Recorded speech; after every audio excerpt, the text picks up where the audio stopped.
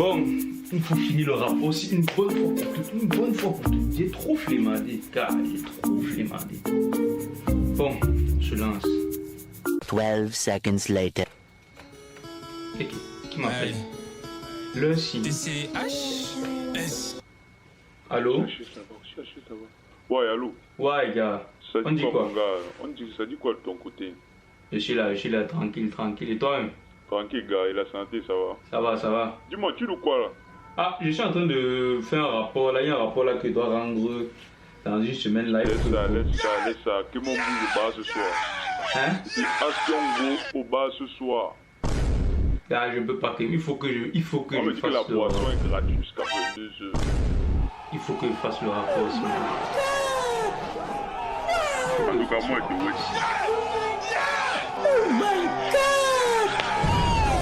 Je Wow! dois faire le rapport aussi. Oh my god! Oh my god! Wow! Oh my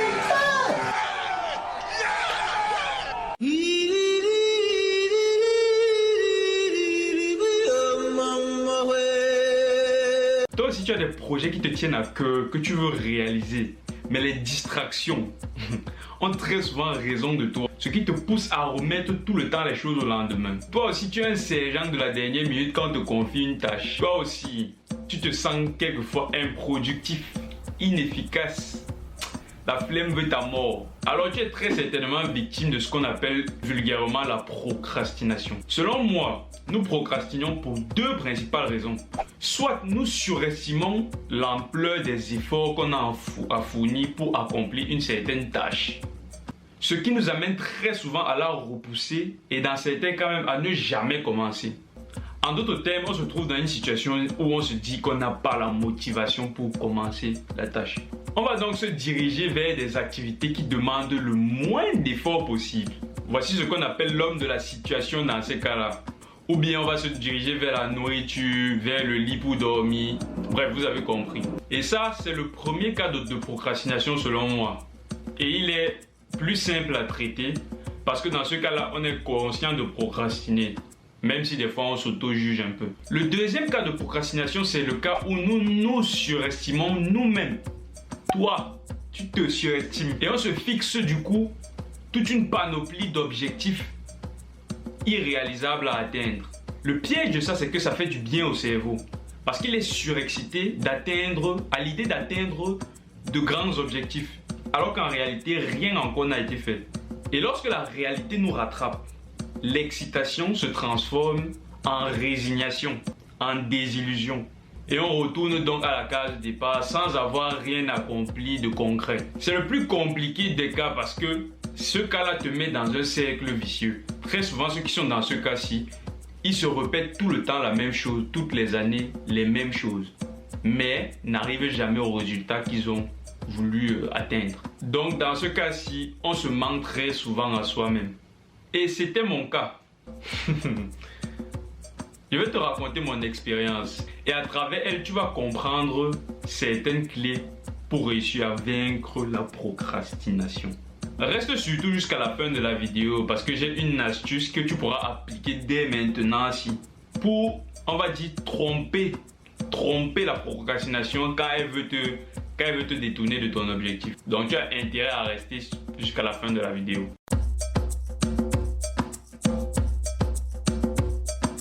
Bon, pour te raconter mon histoire, on va dire qu'il y a quelques temps, j'étais quelqu'un de très procrastinateur. Champion de la procrastination. Et comme plusieurs d'entre vous, chaque fois je prenais la résolution d'arrêter d'un coup toutes mes mauvaises habitudes en fait.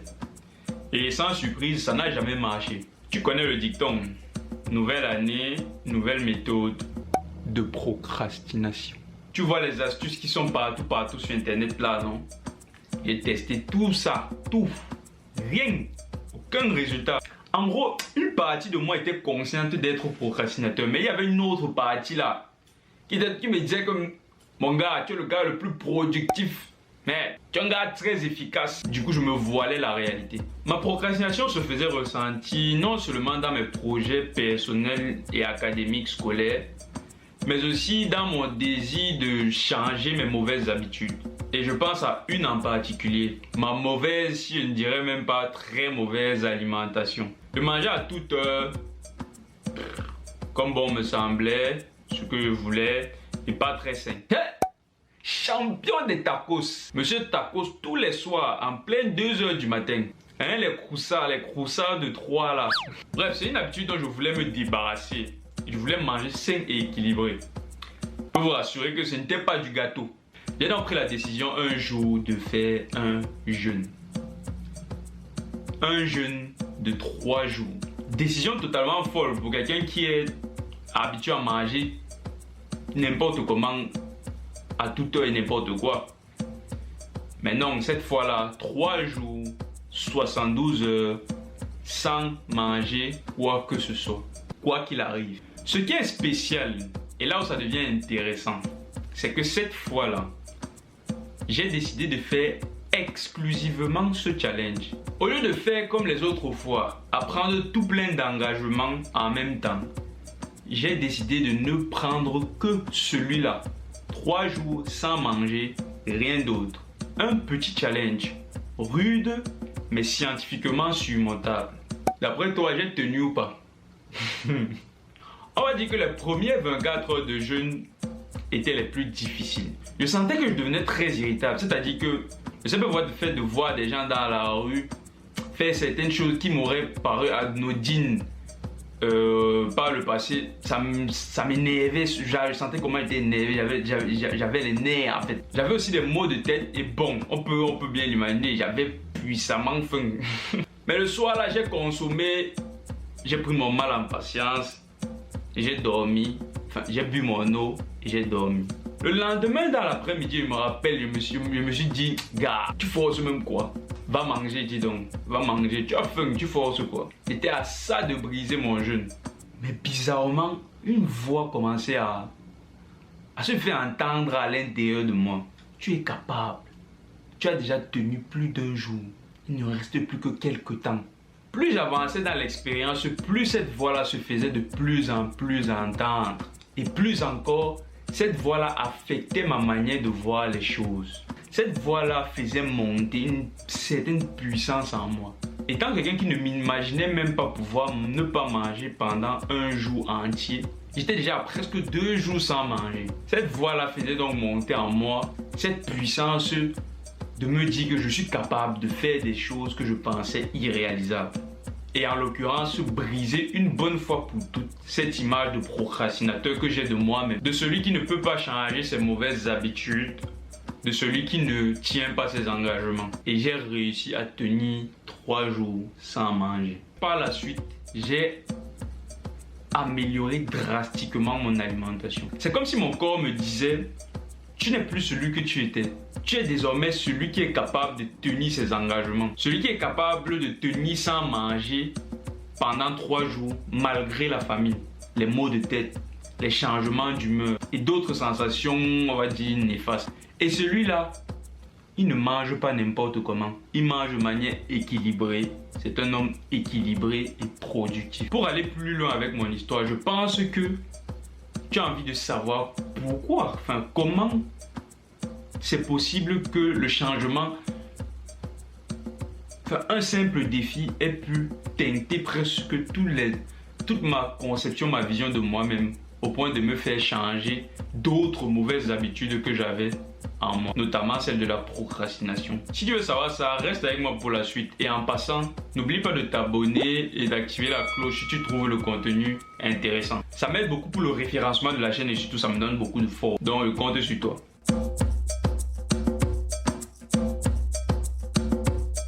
Pour revenir donc sur ce phénomène qui m'a permis de changer et de lancer mon processus, on va dire, de déprocrastination. Revenons à l'analogie des précédentes, de ma précédente vidéo. Si tu ne l'as pas encore regardé, clique juste là pour aller la voir. On a déterminé que pour allumer un feu, il fallait des combustibles, du vent et une étincelle de départ. Dans la dernière vidéo, on s'est consacré au rôle du vent qui représentait la volonté et on a vu qu'elle ne sert pas à grand chose concrètement ou s'évapore rapidement tant qu'il n'y a pas des actions mises en place pour la matérialiser. Dans cette vidéo-ci, on va plutôt se concentrer sur l'étincelle de départ, qui on l'a vu la dernière fois représente la puissance, plus précisément la puissance active. L'étincelle de départ représente la version miniaturisée du feu qu'on voudra obtenir. Si on veut un grand feu plus tard, il va falloir entretenir cette petite étincelle là afin qu'elle puisse progressivement se propager sur les combustibles et par l'action du vent embraser tout le buisson. C'est donc cette étincelle de départ qui vient initier et installer la puissance active dans le récipient qui ne contenait jusque-là que de la puissance potentielle, c'est-à-dire les combustibles et l'air. Je pense que certains vont être perdus par cette phrase-ci. Je m'explique. Imagine tu as un barrage d'eau. L'eau est contenue tout en haut du barrage. Cette masse d'eau-là représente de l'énergie potentielle. C'est-à-dire qu'il y a potentialité, il y a possibilité d'extraire de l'énergie ou bien de créer de l'énergie à partir de cette masse d'eau-là. Mais ce n'est pas encore le cas. Ce n'est qu'au moment où on ouvre le barrage et que l'eau se met en mouvement qu'on peut commencer à tirer de l'énergie du mouvement que crée cette eau-là. C'est-à-dire qu'on transforme l'énergie potentielle accumulée par la masse d'eau, du fait de la pesanteur notamment, en énergie active qu'on pourra plus tard distribuer via les réseaux électriques jusqu'à chez vous. Je pense maintenant que tu as compris le principe de puissance potentielle. Comme l'action d'ouvrir le barrage transforme l'énergie potentielle de la masse d'eau en énergie active, l'étincelle, dans le cadre de notre analogie, transforme la puissance potentielle de l'air, du vent et des combustibles en puissance active. Et là où ça devient intéressant, c'est que c'est ce même phénomène ou processus de transformation de la puissance potentielle en puissance active qui se produit aussi en nous lorsque le changement fondamental d'une habitude spécifique nous amène à un changement sur l'entièreté de notre personne. Je vais l'expliquer donc et je t'invite à être très attentif. Lorsqu'on procrastine, on renforce en nous une image de procrastinateur qui est celle-là qui est responsable de garder toute la puissance qu'on possède à un état exclusivement potentiel, à un état passif où on ne veut absolument pas fournir le moindre effort conséquent. En gros, un état d'inhibition de notre puissance active. Cette image de nous là, cette image de procrastinateur là, c'est elle la clé pour vaincre la procrastination. Pourquoi? Parce que c'est cette image là qui nous maintient dans un cercle vicieux par lequel elle s'auto-alimente. En effet, l'avoir en tête t'amène à procrastiner. Et procrastiner alimente cette image, la renforce. Il faut donc absolument la briser pour sortir de la procrastination. Et pour la briser, tu as besoin d'une étincelle pour installer de la puissance active en toi. Cette étincelle-là, c'est une action limitée dans le temps. Un challenge difficile et rude que tu pensais irréalisable par toi-même, mais scientifiquement supportable. Et cette action-là va venir activer une autre image en toi qui, elle, va lancer le processus de déprocrastination et qui devra par la suite être entretenue pour qu'elle se propage sur plusieurs domaines de ta vie et que tu développes de nouvelles habitudes. Lorsque ça sera déjà rentré dans tes habitudes, tu n'auras plus aucun effort à faire pour adopter le style de vie que tu veux vraiment à l'intérieur de toi.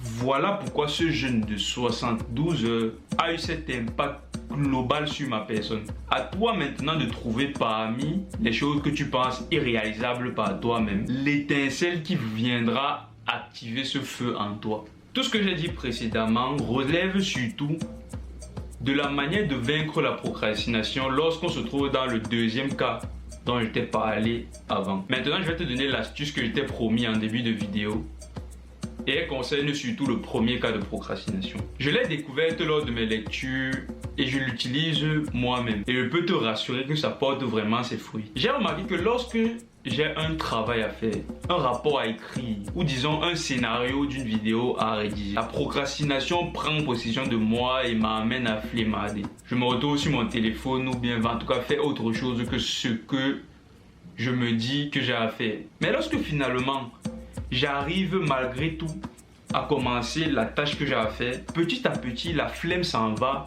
la flamme s'installe. Et petit à petit, je prends vraiment plaisir à écrire, à rédiger ce scénario pour lequel j'ai flemmadé et procrastiné pendant longtemps. Et je suis sûr que ça t'est déjà arrivé. L'astuce est donc la suivante. La prochaine fois que tu auras une tâche à faire et que la procrastination voudra prendre possession de toi, prends une décision nette. Force-toi à commencer la tâche, mais juste pour 5 minutes et pas plus. Tu te dis ceci: je suis en train de flemmader. Je vais commencer cette tâche pendant juste 5 minutes. Si après les 5 minutes, j'ai toujours la flemme, j'abandonne. Si après les 5 minutes, je n'ai plus la flemme, bon, je continue. Et par expérience, je peux te rassurer que la plupart du temps, tu auras toujours envie de continuer. Mais je dis ça, je dis rien.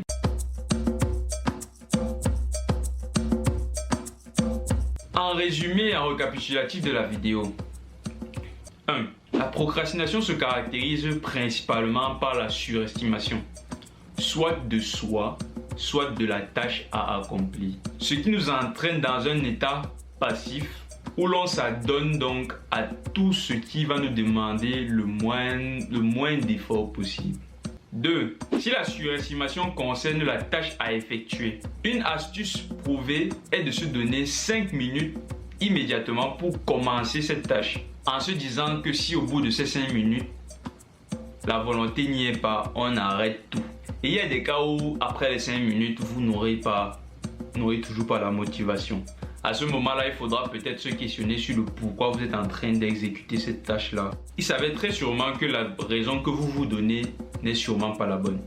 Mais ça, c'est un autre sujet, on va en parler dans une future vidéo. 3. Si la surestimation vous concerne vous-même, si la surestimation te concerne toi-même, si tu es celui qui prend tout le temps des engagements, chaque année, il dit qu'il va faire ceci, il n'arrive pas.